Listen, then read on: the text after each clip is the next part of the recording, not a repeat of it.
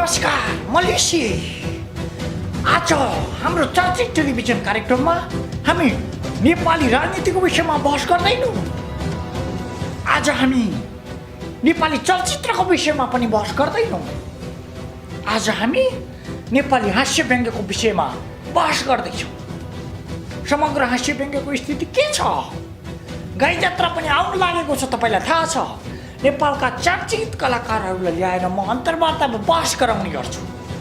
आज हास्य व्यङ्ग्यको बजार स्थितिको विषयमा कुराकानी गर्नलाई मसँग राष्ट्रिय हँसाउने नसक्ने एसोसिएसन सङ्घका अध्यक्ष झिप्रिङ र राष्ट्रिय हास्य व्यङ्ग्यबाट पीडित भएर कुट्ठा भरिएका कुद्रिङजी हुनुहुन्छ। पीडा र पीडक बिचको अन्तर्वार्ता प्रस्तुत गर्दैछु। स्वागत गर्न चाहन्छु झिप्रिङजी, कुद्रिङजी, स्वागत छ। धन्यवाद ऋषिजी। आराम हुनुहुन्छ? अहिलेसम्म चाहिँ पखाला सखाला केही लागेको छैन, भनौँ न, आनन्दै। हास्य व्यङ्ग्यको बजार कहाँ छ अहिले? अहिले हास्य व्यङ्ग्यको बजार कालीमाटीतिर भनेर भन्न मिल्दैन, यस्तो सब्जी बजार हो होइन। तपाईँ प्रश्नको बनाउनुहुन्छ? अलि उता राख्नु साथी कुरा। त्यसो भए आज तपाईँ बताउनुहोस् हास्य व्यङ्ग्यको परिचय 1 2 3 सिधा प्रश्नको सिधा उत्तर। ऋषिजी, अब कार्यक्रमको सुरुवातमै असाध्यै राम्रो प्रश्न सोध्नुभयो होइन, धेरै धेरै धन्यवाद। खासमा अहिलेको यो स्ट्यान्डअप कमेडीको मिनिङ भनेको चाहिँ नि के को मिनिङ न सिनिङ नि, मिनिङ अर्थ परिचय थाहा हुने मान्छे कमेडी गरेर बस्छ। कमेडी गरेर बस्छ होइन। अब उहाँ प्याज किन बोल्नु? उहाँलाई थाहा छ भने सोध्नु न त, उहाँलाई के थाहा छ? तपाईँलाई के थाहा छ? मलाई थाहा छ, सब कुरा थाहा छ मलाई। कस्तो सब कुरा? मलाई कमेडी भन्यो अर्थ पता छ, सोध्नु अर्थ बताउनु। तपाईँलाई अर्थ थाहा छ? थाहा छ, अर्थ पनि थाहा छ, व्यर्थ पनि थाहा छ मलाई। त्यसो भए हास्य व्यङ्ग्यको 500 शब्द नघटाई सप्रसङ्ग व्याख्या गर्नुहोस्।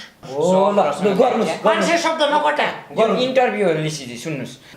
अन्तर्वार्तामा अब यो सप्रसङ्ग व्याख्या भन्ने कसरी हुँदैन क्या ऋषि। आज हुन्छ, मेरो शोमा छ नि। त्यो त सम्भवै छैन, समयलाई पनि त ध्यान ऋषिजी, म भन्दैछु नि, खासमा अर्कालाई भन्न मात्रै सजिलो हो क्या, आफूलाई पर्दाखेरि उहाँ दाँतबाट खली पसिना निस्किन्छ त। आजको दिनमा तपाईँको दाँतबाट पसिना निस्केकै हो?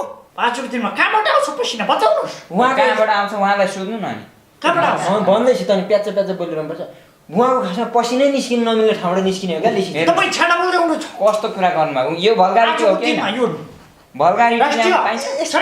तपाईँ यत्रो वरिष्ठ पत्रकार होइन, नेपाली जनताले मानेको बुद्धिजीवी। मलाई छ नि, फोन गर्छन् मान्छेले। त्यही त आज पनि 3 जनाले फोन गरेको थिए। उहाँ तपाईँ बोल्नुहोस्। यस्तो भल्गारिटी ल्याउने मान्छेलाई कसरी कमेडियन मान्न सक्नुहुन्छ? अर्थ न वर्थ तपाईँ न्यु खोजिरह न्यु खोज्या ल खेल्ने सिङ्गल कहाँ मैले भल्गारिटी ल्याएँ क्या? भल्गारिटी नै मात्रै खेल्न लाग्नुहोस्। यो संसद भवन होइन, आजको दिनमा छ नि एउटा टेलिभिजन मिडिया सो। ऋषिजी, मलाई रिस उठेपछि म आँखा देख्दिनँ है। म आँखा देख्दिनँ, म नाक पनि देख्दिनँ। तपाईँहरू छ नि किन झगडा गर्दै हुनुहुन्छ? चुप लाग्नुहोस् तपाईँहरू। आजको दिनमा कुद्रिङजी, तपाईँको ठ्याक्कै समस्या के हो? 1 2 3 सिधा प्रश्नको सिधा उत्तर, नगुमाइ भन्नुहोस् है। अब मेरो प्रब्लम भने पनि समस्या भने पनि के हो भने मलाई उहाँको कमेडी हेरेर मरे पनि हाँस उठ्दैन, त्यही हो समस्या। तपाईँलाई छ नि आजको दिनमा स्पष्ट रूपमा स्पष्ट खुलास त हो, म त खुलास। उठ्न चाहिँ किन उठ्दैन? होइन ऋषिजी, यस्तो हो नि त, उठ्नलाई उठ्ने खालको पनि त हुनु पर्यो नि। तपाईँ फेरि भल्गारिटी के हो खास कुरा चाहिँ? नेपाली जनताले छ नि, तपाईँ भल्गारिटी ल्याउनु खोज्दै हुनुहुन्छ।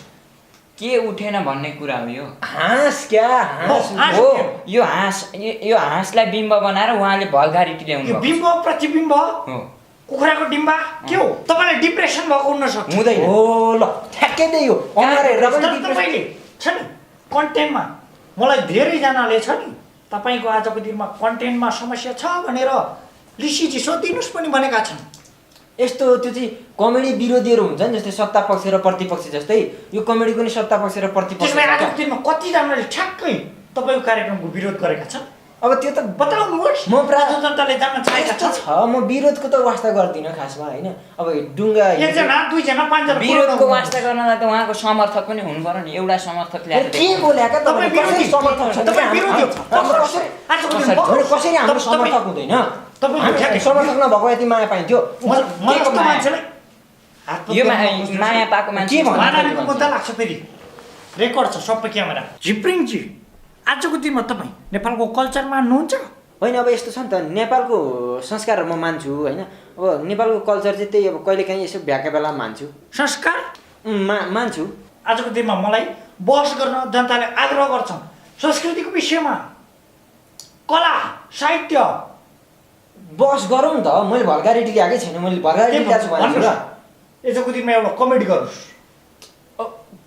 कहाँ अब यो हेर्नुहोस् कसरी कमेडी गरिन्छ कमेडी भने स्क्रिप्टेड हो अब त्यो त छाडा बोल्नलाई भुत्राको स्क्रिप्ट चाहियो आजको दिनमा अनुज जिम्सी छ नि भन्नुहोस् गुमदलाई ल्याएर मैले कमेडी गर्न लगाएको छु है आउँदैन उहाँहरूको कमेडी र हाम्रो कमेडी अहिलेको जेनेरेसनको कमेडी मिल्दैन नि त किन मिल्दैन? अहिलेको युवा पुस्ताको कमेडी हो त्यसको लागि स्क्रिप्ट चाहिन्छ भल्गारिटी ल्याएर नयाँ पुस्ता इतिहास हो भल्गारिटी चाहिँ कहाँ छ बाबा तपाईँको एउटा आरोप छ उहाँलाई के आरोप छ ल भन्नुहोस् तपाईँ महिलालाई डोमिनेट गर्नुहुन्छ 2 मिनट 2 मिनट यो मिनट केही गर्दिनँ क्या म 2 मिनट 4 मिनट केही पनि गर्दिनँ जम्मामा एउटा स्क्रिप्टमा अब त्यो बेला बेला त फ्लोमा त जान्छ त अलिअलि फलो कता जान्छ फलो अलिअलि त छाडा नबोली त मसला हुन्छ नि त लिस्दी मसला तपाईँ छाडा बोलेर त्यो एउटा दर्शकहरूले टेलिभिजनमा होइन मसला त लाउन पाइयो नि त कता हाल्ने मसला तरकारी पकाएको हो र मसला लाउनलाई तपाईँ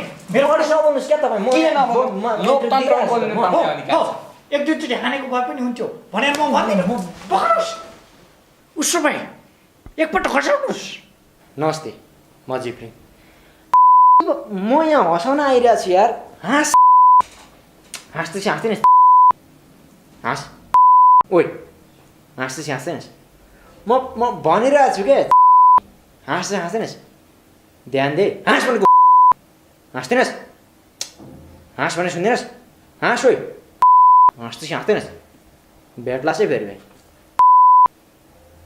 हाँस भनेको लु भयो सुन्नुभयो नि अहिलेको स्ट्यान्डअप कमेडी यस्तो पनि हुन्छ काहीँ आजको दिनमा तपाईँको कमेडी छ नि घरमा छोरा छोरी श्रीमान श्रीमती गर्लफ्रेन्ड बोयफ्रेन्ड सम्धी सम्दाजु बसेर हेर्न मिल्छ कहाँबाट मिल्नु मेरो भाइ अहिलेसम्म छाडाको छ पनि बोल्न नजान्ने मान्छे यी यस्तै पापिष्टहरूको कमेडी हेरेर अहिले पुरै अन्तर्राष्ट्रिय स्तरका छाडा शब्दहरू तपाईँले छाडा बोल्नु नेपाली जनताले बिगार्नुभयो युवा बिगार्नुभयो हो युवा भन्दा पनि अझ केटाकेटी बिगार्नु भएको बिगार्नु छ यो मान्छेको पक्ष तपाईँ लिनुहुन्छ तपाईँ जस्तो यस्तो तपाईँको वरिष्ठ पत्रकार भएर त्यसैले बताउनुहोस् तपाईँको हास्य व्यङ्ग्यको उद्देश्य के हो जनतालाई यस्तो हो क्या कमेडीको उद्देश्य छैन नि अब वास्तविक यथार्थ कुरो के हो त्यही कमेडीको बताउनु नि उद्देश्य हामीले। के छ भने म भनिदिन्छु उहाँको कमेडीको तपाईँ- उद्देश्य नेपालका कुना कन्दरामा छाडा बोल्न नजान्ने मान्छेहरूसँग छाडा सिकाउने अभियान तपाईँको चाहिँ विरोध मात्रै गर्ने हो विरोध गर्नु नै एक मात्र उद्देश्य तपाईँको कामै छैन क्या खासमा लिसी सुन्नु नराम्रो कुरालाई विरोध गर्ने राम्रो नराम्रो कसरी भयो क्या नराम्रो चाहिँ छाडा कसरी- चाहिँ कसरी नराम्रो कसरी भयो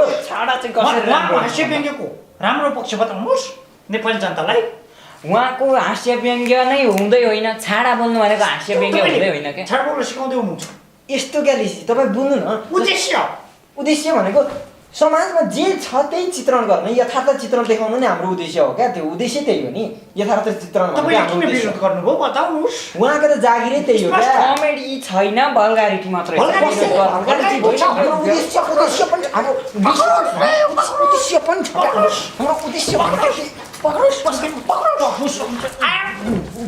दर्शकवृन्द, आजको कार्यक्रम यही सकिन्छ अर्को कार्यक्रममा आउँछु थ्याङ्क यू सो मच